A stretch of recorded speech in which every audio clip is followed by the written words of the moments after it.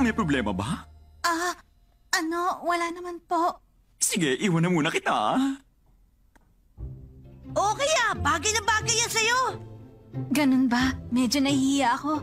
Ngayon lang ako nakapagsuot ng ganitong damit. Ano naman ngayon? Basta ang importante, sabihin mo na yung tungkol sa kutob mong may kinalaman sa hinahanap naming lugar. Tumahimik ka nga. Sasamahan ko na nga kayo dun eh. Magiging delikado na naman kung sasama ka pa sa amin, kaya mabuti pa, sabihin mo na lang kung nasaan. Kaya ko ng sarili ko. Pero baka ikamatay mo pa. Baka ganito mangyari sa'yo. Mapapahama ka lang. Mas okay na yung ganun kesa sa ganitong buhay. Dahil kung tutuusin, walang saysay ang buhay ko.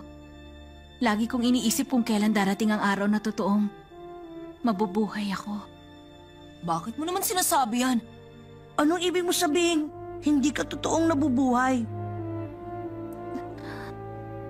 Pagkasama ko kayong dalawa, pakiramdam ko may bagay na malapit nang magsimula. May bagay na... Malapit na magsimula?